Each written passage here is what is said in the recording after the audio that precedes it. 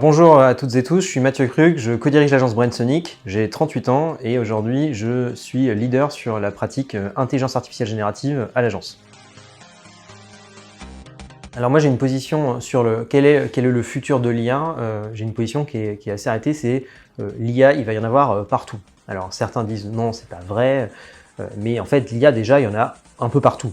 Il n'y a pas forcément de l'IA générative partout, mais le principe de l'intelligence artificielle, des algorithmes d'intelligence artificielle, il y en a déjà partout. La question, c'est que ces outils-là, ce sont des algorithmes qui brassent une quantité astronomique de données extrêmement rapidement. Ça va de pair avec l'augmentation de la puissance machine.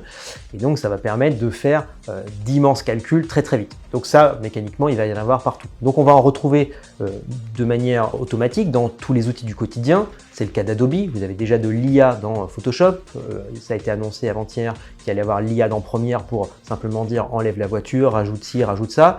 Donc ce qui nécessitait des heures, voire des journées de travail, aujourd'hui peuvent se faire en un clic. Donc ça c'est de l'IA et les gens qui demain l'utiliseront ne seront pas forcément en train de conscientiser que c'est de l'IA. Ce sera juste une fonctionnalité, un bouton sur lequel appuyer et ça marchera. Mais derrière c'est bien de l'IA générative.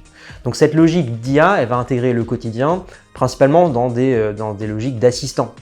Des assistants métiers, des assistants du quotidien, des assistants vocaux pour nous aider à déléguer des tâches pour simplifier notre vie potentiellement personnelle ou professionnelle. La question qu'il faut se poser derrière, c'est est-ce que dans un monde où il y a des assistants partout, comment on fait pour rester, j'allais dire, au niveau et rester bien au-dessus de l'IA et pas se laisser dépasser par des algorithmes.